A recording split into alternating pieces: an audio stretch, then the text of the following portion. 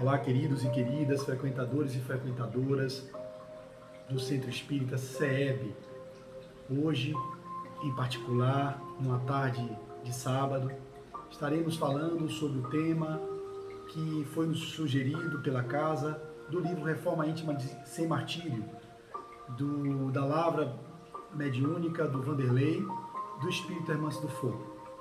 Então, o tema de hoje será Projeto de Vida, que é um capítulo da obra que se baseia no seu frontispício, no Evangelho segundo o Espiritismo, na abertura do capítulo, que foi tirado da passagem do capítulo 16, item 14, uma mensagem de Lacordaire.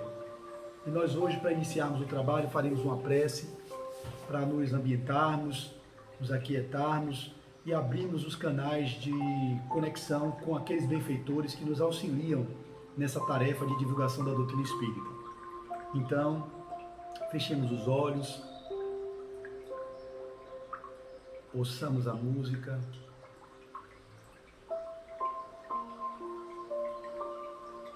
e digamos assim: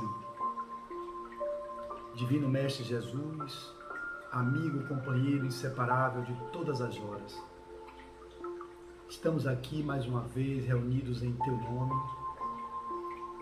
agradecidos pela oportunidade do serviço na Tua seara, rogando a presença dos benfeitores, das benfeitoras do mundo invisível que nos assessoram, nos inspirando a levar o Evangelho de amor, de justiça e caridade, revelado pela doutrina espírita, retirando o véu da forma alegórica em que muitas vezes foi dito, para que hoje a sociedade moderna possa acessar o cristianismo redivivo,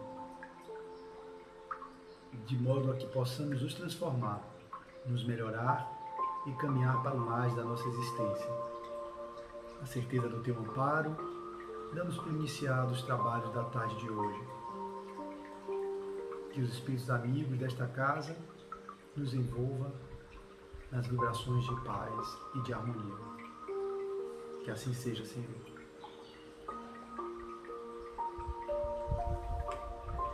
Com a mensagem do livro Filho de Deus, da Lavra Mediúnica de Divaldo, psicografia dele e do Espírito Joana de Ângeles, vamos abrir uma mensagem ao acaso.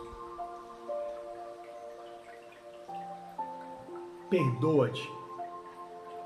Nada melhor do que uma mensagem como essa para que possamos iniciar o tema do projeto de vida que iremos falar. A palavra evangélica adverte que se deve ser indulgente para com as faltas alheias e severo em relação às próprias. Somente com uma atitude vigilante e austera no dia a dia, o homem consegue a autorrealização. Compreendendo que a existência carnal é uma experiência iluminativa, é muito natural que diversas aprendizagens ocorram através de insucessos que se transformam em êxitos, após repetidas, em face dos processos que engendram. A tolerância, desse modo, para com as faltas alheias, não pode ser descartada no clima de convivência humana e social. Sem que te acomodes à própria fraqueza, usa também da indulgência para contigo. Não fiques remoendo o acontecimento no qual malograste, nem vitalizes o erro através da sua incessante recordação. Descobrindo-te em gravame, reconsidera a situação, examinando com serenidade o que aconteceu e regulariza a ocorrência.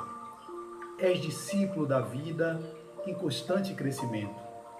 Cada degrau conquistado se torna patamar para novo logro. Se te contentas estacionando, perdes oportunidades excelentes de libertação. Se te deprimes e te amarguras porque errastes, igualmente atrasas a marcha. Aceitando os teus limites e perdoando-te os erros, mais facilmente treinarás o perdão em referência aos demais. Quando acertes, avança, eliminando receios. Quando erres, perdoa-te, e arrebenta as algemas com a retaguarda, prosseguindo. O homem que ama a si mesmo se ama, tolerando-se e estimulando-se a novos e constantes cometimentos, cada vez mais amplos e audaciosos no bem. Rejubila, Filho de Deus, Divaldo Franco, Joana de Andes. Mensagem: perdoa-te. Dito isso, vamos agora ao tema da tarde de hoje. Pois bem, para que nós possamos falar do tema, é importante contextualizar de onde foi que a benfeitora trouxe a mensagem. Ela abre com a passagem do Evangelho segundo o Espiritismo, que é justamente, como eu citei, o capítulo 16. Então, para vocês que poderão depois se debruçar sobre o assunto, é aquele capítulo chamado Não se pode servir a Deus e a Mamon. Lá, vocês vão ter o tópico 14, que é desprendimento dos bens terrenos. Fantástica abertura, porque ela traz justamente essa passagem de Lacordaire, um excerto de toda a passagem escrita em 2 páginas, ela traz essa parte dizendo: o amor aos bens terrenos constitui um dos mais fortes óbices ao vosso adiantamento moral e espiritual. Pelo apego à posse de tais bens, destruís as vossas faculdades de amar, com as aplicardes todas as coisas materiais. Lacordaire, Constantina, 1863, o Evangelho segundo o Espiritismo. E aí ela vai discorrer em 1,5 página, mais ou menos 1,5 página, ou melhor, 2,5 páginas, sobre o materialismo e o estado que se estabelece a rotina mental da esmagadora maioria das mentes nesse plano físico em que vivemos. Então eu posso falar a partir da minha interpretação e daquilo que eu consigo alcançar. Eu fui assim no Livro dos Espíritos, na questão 799, lá do livro 3º, As Leis Morais, onde tem todas as leis morais, e lá dentro da Lei do Progresso, na questão 799, nós vamos ouvir a seguinte inquisição, ou melhor, a seguinte inquirição de Kardec aos espíritos, a indagação, melhor dizendo. De que maneira o espiritismo pode contribuir para o progresso? E a resposta dos espíritos é peremptória: destruindo o materialismo. A gente não concorda hoje, analisando de uma forma com a linguagem do século XXI, não é destruindo o materialismo, é integrando, incluindo e transcendendo ao materialismo. Então Kardec, com as palavras, dos espíritos, eles dizem: destruindo o materialismo, que é uma chaga da sociedade, e aí eu concordo, ele faz os homens compreenderem onde está o seu verdadeiro interesse. A vida futura não estando mais velada pela dúvida, o homem compreenderá melhor que ele pode assegurar seu futuro pelo presente, destruindo os preconceitos de seitas, de castas e de cor. Ele ensina aos homens a grande solidariedade que deve uni-los como irmãos. Essa passagem do Livro dos Espíritos, que dá a base da codificação de Kardec, é o livro que ele primeiro escreve, do Pentateuco, no Evangelho se desdobra com a passagem sobre o que acabamos de dizer, que é o desprendimento dos bens terrenos, e lá vamos ter novamente a citação sobre o desapego aos bens materiais e como vivermos nesse mundo de provas e expiações, vivendo os prazeres que a matéria e aquilo que ela nos oferta, sem nos deixarmos apegar por ela, a ponto de perdermos a nossa essência, perdermos o que é o principal, o que é o fundamental, ou melhor, o que é o essencial à vida, que é o cultivo dos bens e dos valores inalienáveis do espírito imortal. Nessa perspectiva, portanto, nós podemos compreender, na leitura da Irmãs, ela vai trazer que o materialismo, ele tem como base afetiva o sentimento de segurança e bem-estar. Então, as pessoas que têm o paradigma materialista como forma de sustentação da sua experiência na vida humana, como eles não acreditam, aqueles que assim professam essa doutrina, que a vida começa na concepção e termina na morte, é óbvio, no meu entendimento, que se assim eu concebesse a realidade, vamos gozar, portanto, de todos os prazeres que a matéria nos oferece, porque sabemos que a vida findará com a morte do corpo físico. Em findando com a morte do corpo físico, por que iria me esforçar para viver uma vida de acordo com princípios e valores ético-morais que a gente, como espíritas cristãos que somos, propagamos e acreditamos que seja o referencial moral, o Evangelho do Cristo? Obviamente que se esse fosse o meu ponto de vista de crença na vida como sendo concepção e morte e término e fim da vida, eu iria me permitir viver, claro, que temos exemplos de materialistas que vivem uma vida digna, ética e moral, e isso não significa por serem materialistas, eles tenham esse movimento de viver de forma, porque muitos filósofos e pensadores trazem valores, mesmo sendo pensadores materialistas. Então não significa que todo materialista tem uma vida licenciosa, permissiva, perdulária, hedonista, não é isso que eu estou dizendo. Mas o materialismo enquanto doutrina, ele demonstra que a vida se restringe à matéria e, portanto, nós devemos viver o máximo daquilo que podemos viver no mundo material, porque depois do mundo material não existe nada. É o nada, então nada, vamos curtir, vamos viver. E aqueles que vivem no princípio de desistência, de tristeza, dos processos de adversidades e o sofrimento que a vida impõe, nada mais justo do que abreviar isso, findando a própria vida física, tendo em vista que para que prorrogar um sofrimento?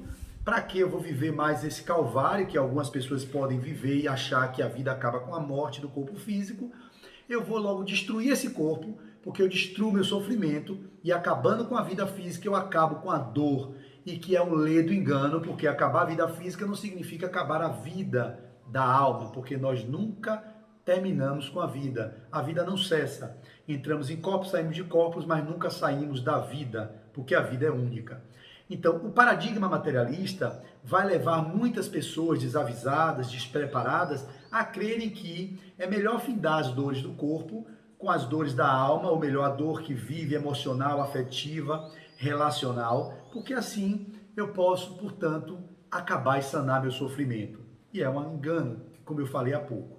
Então a gente precisa entender que quando Kardec fala que devemos destruir o materialismo, é porque ele entende que essa doutrina materialista, ela faz nas mentes dos incautos, das pessoas que não têm uma compreensão espiritualista da existência, e não necessariamente espírita, mas o espiritismo é essa ciência filosófica moral que dá um conteúdo doutrinário e uma base de compreensão melhor, no meu ponto de vista, da realidade extrafísica e da realidade do mundo físico, e que, portanto, esses que não são espiritualistas deverão viver, portanto, baseado na aquisição de bens materiais como aquilo que deveria ser a tônica da existência e, portanto, o modelo educacional, o modelo de ideias que são propagadas dentro desse paradigma, elas não são expansivos, eles não nos levam para o mais, eles não nos levam a conectar com a essência de espíritos imortais que somos e que, portanto, se tivéssemos esse paradigma hegemonicamente, predominantemente no pensamento dessa população mundial de 7 bilhões e 600 milhões, se já não chegamos a 8 bilhões de habitantes, o mundo certamente seria um pouco, ou se não muito melhor do que nós vivemos hoje. Obviamente que temos muitos espiritualistas, e espiritualistas entendemos aqueles que acreditam em algo além da matéria, e que mesmo espiritualistas sendo, no discurso, vivem como verdadeiros materialistas, porque não conseguem introjetar os valores do espiritualismo nas suas vidas. É óbvio que budistas, hinduístas, espíritas, umbandistas, candomblecistas, católicos, protestantes são espiritualistas, e há uma predominância de espiritualistas no mundo. Mas todos esses espiritualistas vivendo sobre um paradigma do materialismo, porque a ciência e os modelos socioeconômicos e as formas de cultura, muitas delas baseadas na vida na matéria, e não abre possibilidades para essa vivência da vida do espírito, né? De que nós somos seres espirituais vivendo uma experiência humana e não seres humanos vivendo uma experiência espiritual. Isso muda toda a forma de compreender.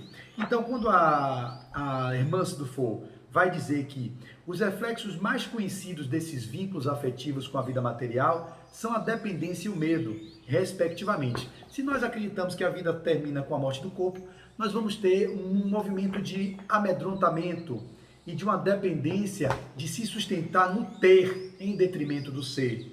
Porque ter e não ter não traz felicidade. Felicidade é ser.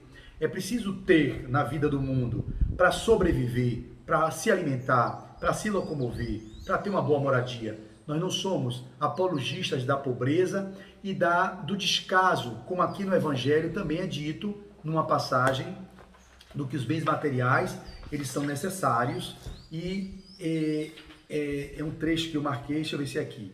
Aqui, achei, que bom, quando a gente está inspirado, intuído, porque são tantas marcações que eu faço e que a gente bate o olho e na hora que lê, lembra que vai citar, mas depois vê onde que está mesmo e a coisa, o olho vai em cima, né? A passagem é essa aqui. A ninguém ordena o Senhor que se despoje do que possua, condenando-se a uma voluntária mendicidade. Porquanto o que tal fizesse tornar-se-ia em carga para a sociedade. Proceder assim fora compreender mal o desprendimento dos bens terrenos, fora egoísmo de outro gênero. É uma forma de egoísmo também, querer abandonar e se despojar de tudo que possui para viver mendicando. Então o Evangelho diz que não é essa a proposta. A proposta é vivendo com os haveres e com os teres que nós conseguimos amealhar, às custas, às vezes, do trabalho, às vezes, às custas de, como falamos, que a pessoa que morre e passa adiante os bens que possui, como forma de herança. Pode ser um herdeiro de uma herança, pode ser pelo próprio esforço do seu trabalho, independentemente da forma em que você possua a riqueza ou dinheiro suficientemente e abundante para viver no mundo sem precisar de estar passando por restrições materiais, mas que isso tudo não deve ser renunciado em detrimento de ser um mendigo, não. Mas como viver, como tantos de nós temos o supérfluo, além do necessário, e nos tornamos avarentos dos bens que às vezes até dizemos, vamos guardar para que nossos descendentes possam ter, quando na verdade é uma forma egoística de tentar perpetuar a riqueza, quando os filhos poderiam ter um grande exemplo, como no Evangelho é dito, de desprendimento, de altruísmo de um pai e uma mãe que educa os filhos, baseando-se, portanto, aqui, quando ele vai falar assim, ó, pais e mães laborais em grande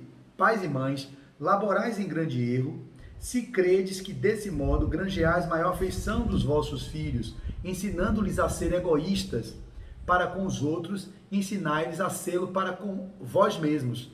Se você ensina seus filhos que devemos acumular bens bens da matéria, porque é aqui que a nossa realidade se expressa, nós estamos dando um mau exemplo aos filhos. E antes da leitura diz um pouquinho assim, quando já tem o supérfluo, deixará na miséria os filhos por lhes ficar um pouco menos desse supérfluo?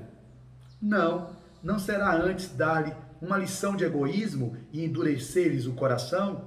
Não será estiolar neles o amor ao próximo? E aí ele completa com aquilo que eu li, pais e mães, laborais em grande erro, enfim.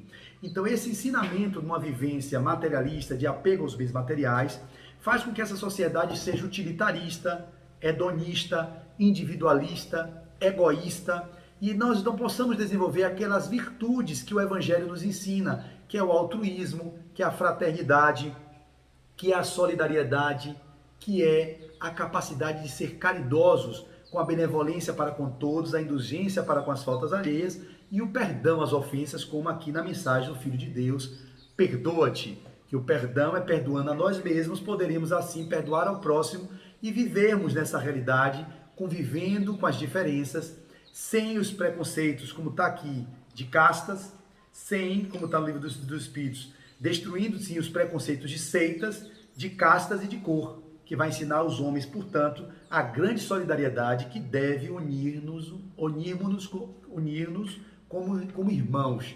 Esse é o princípio do meu entendimento. Então, quando a gente diz, e voltando para a irmã-se, que ela vai evoluir dizendo assim, em essência, o interesse central de todo materialista é tornar a vida uma permanência, manter para sempre o elo com todas as criações objetivas que lhe pertençam, sejam coisas ou pessoas. Então, o medo de perder pessoas, o medo de perder as coisas, o medo de perder a vida, o medo gera uma ansiedade, e aí a ansiedade é tomada com as psicopatologias e as doenças que nos acometem, porque a ânsia da sobrevivência, a ânsia de viver o máximo de gozo possível no corpo, faz com que muitos de nós nos esqueçamos que nós deveríamos cultivar os valores do espírito, que daria a nós a vivência de mais harmonia e paz interior, com mais paciência e resignação diante das vicissitudes que o caminho nos oferece. Quando nós mudamos a forma de ver, e aí eu repito, não é por sermos espiritualistas que não tenhamos a vivência materialista com essa noção de que a vida vai findar com a morte do corpo, porque muitos de nós conversamos com espíritos, participamos de mediúnicas, convivemos com os variados fenômenos que a doutrina espírita nos oferece, aí entendemos cognitivamente que a vida não cessa após a morte, mas não conseguimos introjetar isso como vivência prática. Vivemos espiriticamente, colocar no dia a dia o modelo de pensamento espírita como uma vivência prática. Daí uma distância muito grande, o entendimento, a cognição, aquilo que é cognoscível para aquilo que é vivido no cotidiano. É aquilo que pensa, que fala e que é praticado. A atitude de viver espiriticamente, daí uma grande distância de entender, compreender, ler todo o Pentateuco, ler toda a literatura espírita disponível, e aquilo ficar no campo apenas do entendimento intelectual, mas não passa por uma vivência prática, de olhar e dizer, não, eu sou espírito imortal, e como espírito imortal, aquele ladrão não me mata, a fome não mata, a falta de dinheiro não vai me matar, nunca, porque eu sou espírito imortal, mas eu vou buscar ganhar o reino do mundo, porque como eu posso ganhar o reino do céu se eu não tenho competência de ganhar o reino da terra? É preciso ter competência de ganhar o reino da terra, saber viver com equilíbrio, não buscando muito ter, esquecer de ser, porque aí você se perde na caminhada. Eu lembro do livro Sermão da Montanha, que muito marcou minha vida, de Humberto Roden, que eu já li umas 2 vezes, que ele vai dizer lá, o problema não está naquilo que você tem, e sim e ser possuído pelo que tem. Outros autores espíritas também dizem isso. Humberto Roden é um filósofo, espiritualista, universalista, que tem grandes obras que são muita contribuição para a compreensão dessa vida do mundo espiritual. Então ele vai dizer isso. Então quando nós nos apegamos aos nossos teres, às nossas posses materiais, nos apegamos a isso, não só aquilo que é de inanimado, mas também as pessoas, nós vivemos refém disso, e aí cultivamos ansiedades e medos que podem ser desestruturantes da nossa vida no corpo físico. E aí a benfeitora vai continuar dizendo, contudo, a vida é regida pela lei da impermanência. Aí me vem a palavra impermanência com a ponte com o budismo, que fala que tudo é impermanente. E a impermanência significa que se a gente vive com aquilo que é possível, eu tenho aqui uma casa que é confortável, eu tenho meus livros, eu tenho um celular que me permite fazer essa filmagem de qualidade, eu tenho esse aparelhinho que está aqui captando minha voz e dando uma possibilidade de eu me locomover diante da câmera de forma mais confortável. E ninguém está dizendo que a gente não deve ter conforto. Devemos sim buscar o conforto de uma vida digna, material, de uma alimentação boa. Todo mundo deveria ter direito a isso. O que o Evangelho diz é que muitos têm muito e vivem além do que é o necessário, têm o supérfluo e são incapazes de se desprenderem do supérfluo para promoverem a qualidade de vida daqueles que não têm condições de ter. E aí o Evangelho vai dizer, não estamos tirando aqui o mérito daqueles que conseguem, com o suor do seu esforço, do seu trabalho, gerar os seus bens materiais. Ele vai dizer assim, quer a fortuna vos tenha vindo da nossa família, da vossa família, quer a tenhas ganho com o vosso trabalho, há uma coisa que não deveis esquecer nunca, é que tudo promana de Deus, tudo retorna a Deus, nada vos pertence na terra. Eu estou lendo o capítulo que tem a abertura do livro Reforma Íntima. Ele pega a passagem dessa citação de Lacordaire, tudo isso que eu estou lendo foi Lacordaire que disse, para poder desenvolver aquilo que a irmã vai trazer a partir do Evangelho segundo o Espiritismo. Ela desdobra numa página, 2 páginas e meia. Então, nada vos pertence na terra, sois depositários e não proprietários, não vos iludais, Deus vos emprestou, tendes de lhes restituir, e ele empresta sob a condição de que o supérfluo, pelo menos, caiba aos que carecem do necessário. Olha o trecho que eu grifei e consegui novamente encontrar no meio de tantos grifos. Então, é aquilo que ele vai trazer, ele empresta. Nós somos depositários muitas vezes infiéis, são os depositários infiéis que usamos aqueles bens que Deus nos dá, como forma que ele pode dar e pode tirar, mas de forma infiel àquilo que foi dito. Os ricos têm uma grande oportunidade de servir à humanidade, promovendo uma condição de melhoria da qualidade de vida de bilhões de pessoas que vivem abaixo da linha de pobreza. Nós temos exemplos de muitos bilionários que propõem ONGs, instituições que levam, fomentam e contribuem para o progresso daqueles que estão à margem da sociedade. A gente não pode generalizar e dizer que todo rico, mas está no Evangelho que é muito mais fácil um camelo, que é um cabo grosso, passar no buraco de uma agulha do que um rico entrar no reino dos céus, porque a riqueza nos oportuniza valor, nos oportuniza acesso a muitos prazeres que preenchem os sentidos, as sensações físicas e nos tiram daquilo que é o imaterial, que é aquilo que é impalpável, que é sutil e que traz prazeres que é para o coração, para a alma, e que mesmo com muitos dariam sua riqueza para ter um pouco menos de dinheiro e ter um pouco de paz, e que se perdem às vezes com muitos bens materiais e perdem a paz interior, a harmonia interior, e que vão no leito de morte dizer, meu Deus, eu daria minha riqueza, ou mais do que minha riqueza, ou toda a minha riqueza para eu ter um pouco mais de saúde e qualidade de vida, porque perdeu a vida entregando-se aos trabalhos que às vezes são trabalhos que expoliam a essência da pessoa, expoliam a energia vital, levando ao adoecimento precoce e à perda da longevidade por escolhas de sobrevivência, que não é nem sobrevivência, entre aspas, eles vão dizer que é sobrevivência. Aqui, não, eu tenho que trabalhar para pagar minhas contas, eu tenho que gerar o dinheiro, porque quem vai pagar? Mas que contas são essas? É a conta de um jet ski? É a conta de uma lancha que tem parado lá na praia? São 2 casas de praia? Jatinhos particulares? São mansões que eles têm que manter com recursos que, por mais que trabalhe, vai faltar sempre para ter, ou às vezes tem até para manter, mas querem viagens o tempo todo, querem comprar joias muito preciosas, relógios luxuosos, aí vai para aquele lado que é o luxo. E aí quando vai para o luxo, para manter o luxo tem um preço.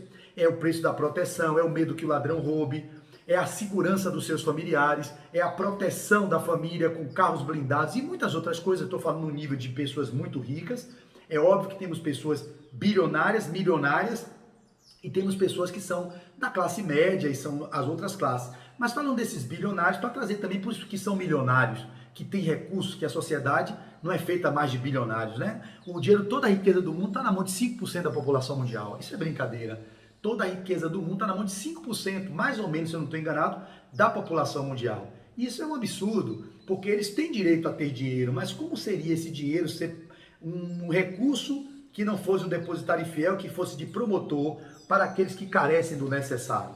Essa é a proposta do Evangelho, não é dilapidar o bem daqueles que conseguiram. E ele avança aqui também, se eu conseguir achar, por exemplo, ele vai falar, esses que recebem as heranças, mas tem aqueles outros que há um homem que muito haja trabalhado e que com o suor do seu rosto acumulou bens. É comum ouvir de dizer que quando o dinheiro é ganho, melhor se lhe conhece o valor. Claro, nada mais exato do que isso. Pois bem, pratique a caridade dentro das suas possibilidades. Esse homem que declara conhecer todo o valor do dinheiro, e maior será o seu merecimento do que daquele que, nascido na abundância, ignora as rudes fadigas do trabalho. Mas também se esse homem, que se recorda dos seus penares, dos seus esforços, for egoísta, impiedoso para com os pobres, bem mais culpado se tornará do que o outro, pois quanto melhor cada um conhece por si mesmo as dores ocultas da miséria, tanto mais propenso deve sentir-se em aliviá-las nos outros. Então, mesmo os que trabalham a longos esforços e adquirem a sua riqueza, amealham seu bem-estar, esses deveriam ser mais ainda que vieram de baixo da pobreza. No meu caso, eu vim de uma pobreza no que diz respeito ao meu clã. Como eu sempre cito em algumas palestras, eu me orgulho disso, porque eu honro e agradeço o esforço que meus pais, meus avós, meus bisavós fizeram para que a vida seguisse adiante através de mim. Então, quando minha avó era lavadeira de ganho, meu avô, eu falo pai e a mãe de minha mãe, era motorista de bonde, e que o pai de meu pai, ele era cabeleireiro, e minha avó Urânia era uma dona de casa, e que tinha poucos haveres, portanto, um cabeleireiro, ou melhor, barbeiro, não é nem cabeleireiro é chique, era um barbeiro, da ilha de Itaparica, nasceu em Porto dos Santos, ali na região de Ilha, uma região muito pobre, e ele, portanto, criou meu pai e mais 10 ou 8 filhos, sob as custas de muita pobreza. Então, se eles tiveram essa dificuldade, minha mãe e minha avó também, né? Minha avó criou minha mãe lavando roupa dos brancos, dizia que ela lavava para o ganho. Ela deu a dignidade de minha mãe chegar ao 2º grau completo no ICEA, e meu pai formou-se também no 2º grau, se não me engano, no Central, colégio de muito bom, de boa qualidade, colégios públicos daquela época. Meu pai parou por ali, porque eu nasci, não pude ir para a faculdade, o desejo dele era ser universitário, tem hoje, até hoje, uma capacidade de leitura intelectual muito grande. E minha mãe parou também no 2º grau no magistério, meu pai no científico. E ambos nos educaram para que os filhos deles pudessem ir além deles. E nós outros 3 filhos, Flávio, Marcos e Daniela, fomos à universidade, cada um nas suas linhas de formação acadêmica, e pudemos gerar mais riqueza do que eles. E essa é a alegria que dá a minha avó, que vê a filha poder chegar além dela, que era analfabeta. Minha avó é síria, não fazia um ó com um copo, e minha avó Urânia e meu avô, também com as dificuldades de escolaridade precária, fizeram com que os filhos deles chegassem ao 2º grau. Olha a alegria deles, saber que o esforço deles fez com que a vida seguisse adiante, no caso, filhos que foram além do que eles puderam alcançar. E meus pais, portanto, felizes comigo por ter ido além do que eles puderam alcançar e vendo que o esforço dele valeu a pena. Então, eu chegando onde eu cheguei, classe média, eu, portanto, tenho muito mais bens materiais do que meus pais. Mas cabe a mim levar adiante em atos de serviço ou em rebentos que eu pudesse ter, legando aos meus rebentos ou aos atos de amor que eu posso proporcionar com as minhas posições, com os meus movimentos de criação, de construção, que estou sempre querendo ir para o mais e levando pessoas junto comigo para o mais da existência. Eu estou fazendo, honrando o esforço deles, que fizeram com que a vida seguisse através de mim. Então, se eu me apego a esses pertences materiais e não consigo fazer com que a vida siga no fluxo da abundância, que é o fluxo natural da existência, eu estou restringindo, eu estou represando toda a dinâmica da vida, que é levar a vida para aquilo que a gente poderia sempre levar, que é a bem-aventurança. Então, quando a gente se apega aos bens materiais, por mais que o meu trabalho fosse através do meu trabalho, que eu construí a minha vida, com todo o esforço que meus pais tiveram de me educar, e isso me honra em saber que eu pude ir além deles e hoje não viver apegado aos bens materiais, no sentido de honrar o que eu tenho de bens materiais, zelar pelos bens que eu tenho, mas como depositário fiel, que não é meu, não me pertence, pertence a Deus, e em pertencendo a Ele, como Ele nos deu, Ele nos tira, para poder nos ensinar de alguma sorte quantas riquezas em heranças foram passadas adiante, e aqueles que não teriam merecimento de seguir com o dinheiro, perderam todo o patrimônio que seus pais os deixaram. Então isso é muito comum e a gente pode ter essa leitura também. Então, tendo essa perspectiva, para nós irmos concluindo a nossa fala, porque eu fiquei de fazer a nossa preleção em 30, 40 minutos, já são 32 minutos, nós vamos encerrando fazendo um paralelo com o que é o projeto de vida. O que seria o projeto de vida que está aqui na proposta da nossa temática? Ela abre falando sobre materialismo e na segunda parte ela vai dizer sobre o projeto de vida. O projeto de vida é o outro nome da religião íntima. Ela vai trazer esse termo, né? Ela usa reforma íntima, eu não concordo muito com esse termo reforma íntima, em convivendo com Peixinho, em convivendo com Adenauer e Novaes. São 2 pensadores, 2 filósofos do movimento espírita baiano. Nós sabemos que Peixinho é filósofo, que Adenauer é filósofo, e portanto são produtores de conhecimento, produtores de pensamento, eles têm ideias. E a gente bebe um pouco na fonte dessas ideias de pessoas próximas a nós, que a gente convive mais recentemente. Eu tenho 22 anos convivendo com Peixinho, toda segunda-feira, e a Adenauer eu venho convivendo há pouco tempo, lá na Universidade Livre do Espírito, na Fundação La Harmonia, e tenho percebido as ideias filosóficas desses caras, são escritores, produtores de conhecimento, e eles vão falar de outros termos que não reforma, seria a autodeterminação, o processo de... porque reformar significa pegar algo e tentar reformar uma casa. Estou reformando minha casa aqui, tirando tijolinhos, fazendo um reboco, pintando a casa por fora, eu estou em obra na minha casa. Então eu estou reformando algo que já está construído. Então a gente vai dando um ajeitamento naquilo. Reformar é isso. É você pegar algo que já está pronto, ou melhor, que já está construído e tentar ajeitar, fazer uma gambiarra, né? Ou melhorar algumas benfeitorias. E o processo de reforma íntima nos leva a isso. Reformar intimamente, reformar aquilo que está meio que quebrando, que está se arrebentando. Então a gente vai falar de um processo de autodeterminação, de autotransformação, de movimento de propulsão para o mais da nossa existência, pegando as habilidades e as predisposições que a gente tem, olhando para cada uma delas, com o processo do perdão, né, a tudo aquilo que a gente pôde chegar até aqui, a nossa melhor versão é essa, e ter um propósito de vida, um projeto de vida, numa religião pessoal, num mito pessoal, numa construção pessoal de um novo ser que surge a cada dia desse ser que é filho de Deus e filho da bem-aventurança, portanto nasceu para a plenitude, nasceu para a abundância. E ela vai dizer, projeto de vida é o outro nome da religião íntima, a religião da atitude, do comprometimento. Sem isso, como esperar que a simples frequência aos serviços do bem, ela vai trazer aqui a frequência Casa Espírita e outras coisas mais, nas fileiras da caridade e da instrução, sejam suficientes para renovar a nossa personalidade construída em milênios de repetição no amor aos bens terrenos. Então nós somos um construto de pessoas que são dentro do paradigma materialista de apego às posses materiais. Vivemos apegado a isso, achando que o corpo é esse, que não tem outra possibilidade de um novo corpo. Então a gente cultua o corpo a todo custo, aqueles que têm o culto ao corpo, o culto à forma. Os outros que cultuam o intelecto, porque o que vale é o que você tem de aquisições do nível do intelectual, da formação acadêmica, do que você tem de bens, casas, aquisições, haveres. Quanto mais dinheiro, mais posse do ouro, eu tenho mais poder. Um poder que é um poder, entre aspas, imputado àqueles que dão a hipervalorização aos que têm mais, colocando num pedestal. Você percebe pessoas corruptas, pessoas que são indignas e que são bajuladas porque têm dinheiro, e quando a gente percebe que a máscara cai, estão envolvidas em maracutaias, em transgressões, em desvios de verbas, os mais radicais que expoliam a população, que estão na ponta, perdendo a oportunidade de ter uma vida digna, porque aqueles que são ricos e milionários e que têm muito poder aquisitivo, que com raras exceções, poderiam fazer um trabalho de dignificar aqueles que não têm, não. Eles se locupletam com o patrimônio público, aqueles que são do aparato público, né? As nossas lideranças, e que se perdem, já têm muito, mas não se contentam com o muito que têm e querem mais.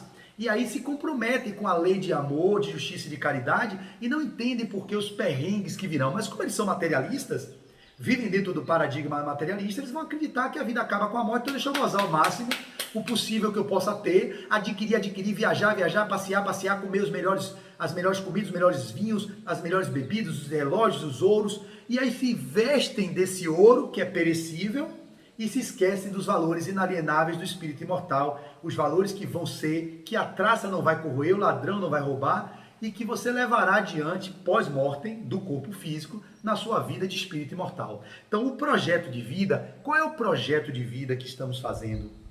Qual é a proposta de vida que estamos tendo? E aí me vem aqui um livro que eu li esse ano passado, que é Em Busca de Sentido, de Viktor Frankl, o pai da logoterapia, que traz essa forma de viver. Ele passou pelo Holocausto, nos campos de concentração nazista, de Auschwitz e os outros, e viveu aquele período de 3 anos que ele passou, salvo engano, dentro desse período, com um propósito. Ele saía com um propósito, sempre a cada dia ele renascia. Alguns se apegavam à planta e cuidavam daquela planta, outros se apegavam a uma pessoa que estava numa condição mais deplorável de cuidar daquela pessoa. Então as pessoas que tinham um propósito existencial, tinham um projeto de vida, elas sobreviviam ao Holocausto de forma mais leve, mesmo que alguns fossem depois para a câmara de gás ou fossem fuzilados. Esse é o movimento chamado da logoterapia, que é essa busca de um sentido para a vida. Qual é o sentido que vocês estão dando para a vida de vocês? Qual é o propósito maior das suas vidas? É o propósito de ter sempre, acumular sempre, em detrimento do que é essencial, que é o ser? Como é que está esse equilíbrio entre o ser e o ter? Porque ter e não ter não traz felicidade. Lá no capítulo que nós estamos estudando na Federação Espírita, de segunda-feira, no nosso grupo de estudos lá com a nossa querida e adorável Eleonora Peixinho, que eu tenho a honra de estar ao lado dela há mais de 20 anos também, nessas segundas-feiras de 6 às 7h30, lá na FEEB, na Sociedade Olo, e nós estamos estudando o livro Homem Integral, e relendo. Eu já li 2 vezes, li uma vez, li essa vez do curso, e agora estou lendo com o pessoal que está lendo capítulo por capítulo. E a gente estudou há um tempo atrás, ter e não ter. Ter e não ter, não. Ter e ser, que é um capítulo desse livro. Vão lá e estudem, do Homem Integral. Ter e não ter não traz felicidade. Felicidade é ser. Mas a proposta de ser, porque você em sendo pobre, você vai estar pleno. Você em sendo rico, estará pleno. Não importa o que você tem, importa o que você é. Então, em sendo na abastância ou na privação, você consegue transitar de forma mais leve, expansiva, divertida, abundante, próspera, naquilo que você, na condição socioeconômica, você se encontra. E assim vocês constituem-se como seres infinitos, espirituais, vivendo essa longa trajetória do átomo ao arcanjo, com um grande projeto de vida, que é a iluminação, que é a bem-aventurança, que é a autodeterminação, que é a autotransformação, que é através do autodescobrimento, que é através do termo que a nossa querida usa, reforma íntima, e que seja sem martírio, a reforma íntima sem martírio, porque se martirizar por aquilo que vocês percebem, eu vou atender uma paciente que está vindo para mim, que está um pouco atormentada com a depressão, mas é óbvio que o processo da depressão é fruto da não aceitação da vida como ela é. E quando você não aceita a vida como é, ela dói menos. Tem um velho ditado que é um jargão chulo e popular: bateu, doeu, leva que é seu.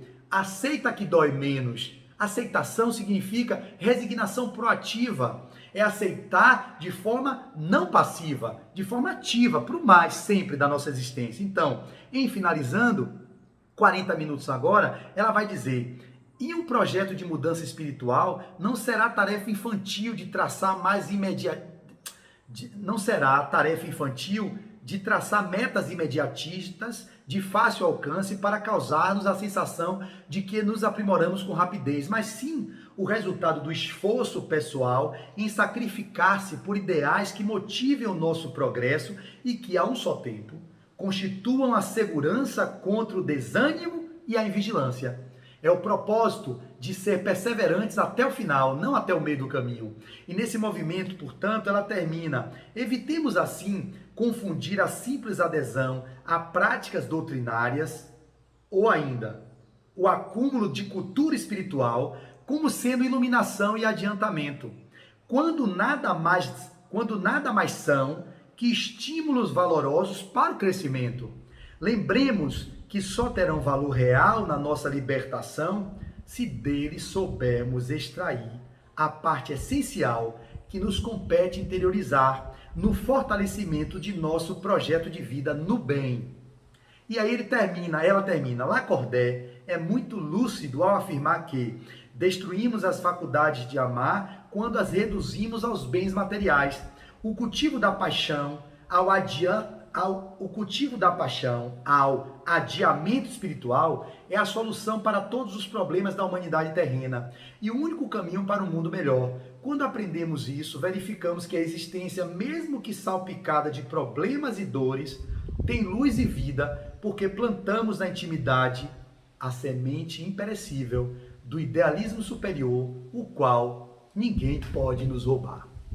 Esse é o texto da nossa benfeitora Hermance Dufour, no livro Projeto de Vida, da psicografia do Vanderlei.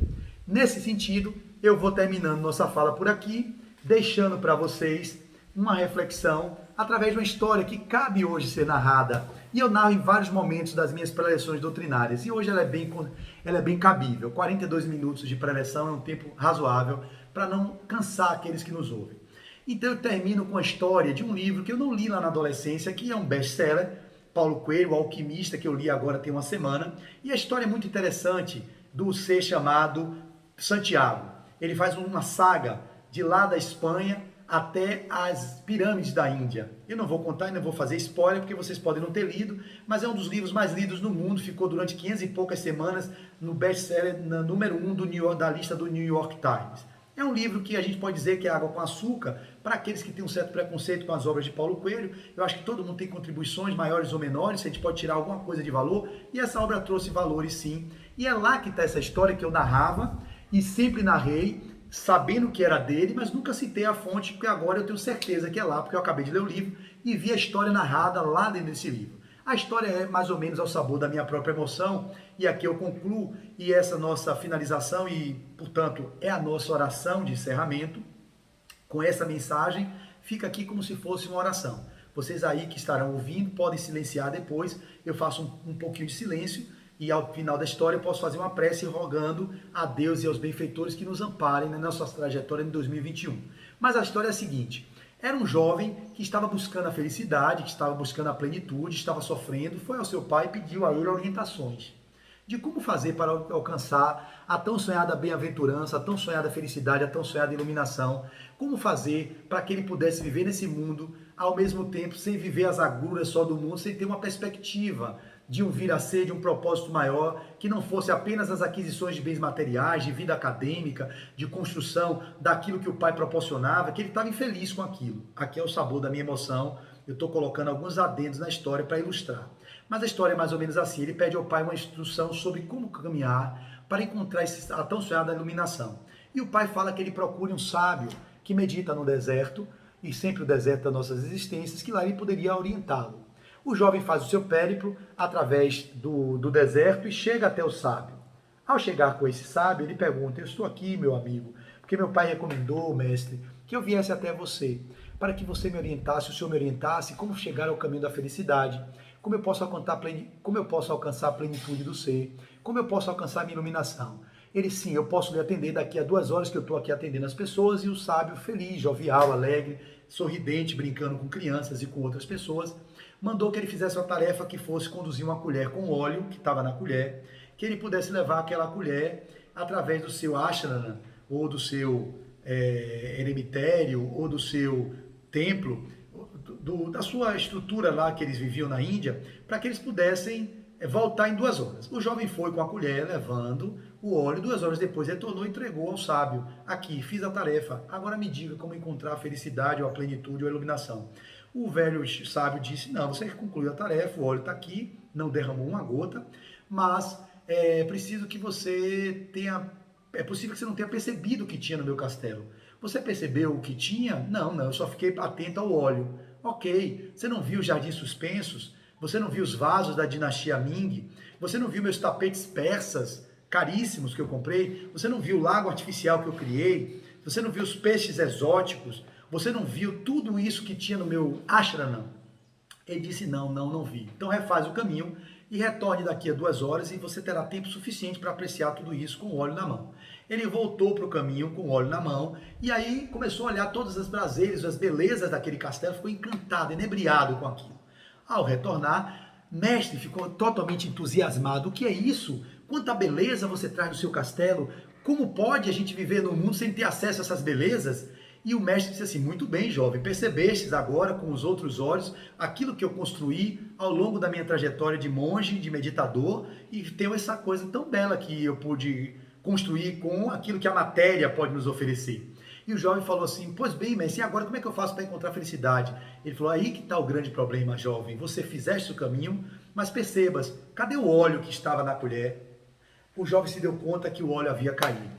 E aí o mestre sábio arremata dizendo: o segredo da felicidade, o segredo da plenitude, o segredo da bem-aventurança, o segredo que vocês tenham, que me ouvem, para encontrar o caminho da iluminação, isso consiste em viver no mundo, contemplar os prazeres do mundo, as belezas que o mundo nos dá, mas não esquecer do essencial, que é o óleo, que é a essência, que é o espírito imortal que somos. E aí, quando vocês cuidarem do essencial, certamente poderão gozar dessa beleza que é a vida na matéria, mas sem se perder nela, sem se apegar a ela e sem se perder naquilo que não é o propósito que deveria ser o maior do projeto de vida da nossa existência, que é o cultivo dos valores inalienáveis do espírito imortal. E assim, eu finalizo agradecendo a vocês que me ouvem e honrosamente deixo com vocês a mensagem de finalização com a nossa oração singela, dizendo assim: Pai nosso que estás nos céus, na luz dos sóis infinitos, Pai de todos os aflitos deste mundo de escarcéus,